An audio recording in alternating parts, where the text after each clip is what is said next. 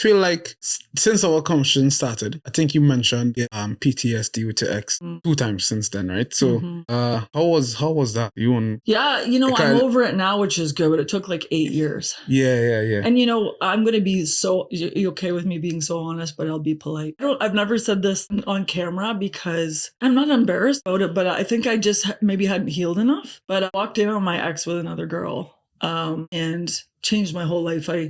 I believed in honesty and I believed in not cheating. And I was raised in a family where a handshake means something, where when we tell you we're going to do something, we look you in the eye, we do it. That's just the way it was, right? But when you meet somebody was raised totally different than you and had a lot of trauma and stuff, they're just cut from a different cloth. And the scene that ensued, it was like a 30-second scene, and that 30 seconds gave me like 8 years of PTSD and fueled my business with that. And I wanted women to feel safe, if they were sad, I could hug them. Yeah. And I think I haven't talked about it because I was emotionally attached to it for a while, but the person, this is so powerful, that I walked in on them with, I found out about who that person was a few years ago. And that person reached out to me and they said, I'm so sorry you went through that. They had to sell their house and they changed their license plate on their car. And like, she apologized to me for the scene, even though it wasn't the best scene many years ago. And she had become a Christian. And, she said, you're such a sweet person. Like, I didn't know that he was with you. It was the apartment we owned, but we hadn't been together for a while. He kept saying, I want you back. I want you back. And finally, the day I accepted it was the day I said to my mom, because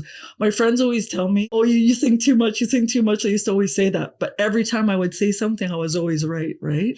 So I said, Mom, something's not right. So I went to the apartment and that's when it happened. And so like this girl apologized to me and I said, oh, I'm so sorry. Like it was such a women empowerment moment. And I was like, I'm so sorry you went through that. And like, I was like, any support you need, I got you.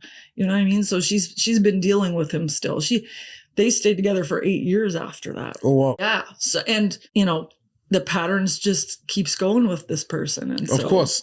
It never really. So she's still with him right now? No, no. Yeah, she's doing her own thing. And so.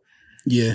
Yeah. And she said I was so brave for talking about it. And you know what? Like it's not that I was ever afraid, but when you're in an altercation with someone and you care about the person, and you're not a violent person, if you put a log on the fire, like if you decide to fight with that person, because like the reason I left him is because he was abusive, then they get more fueled. And you have an anger cutoff and they don't. Definitely. So I put him in a headlock one day.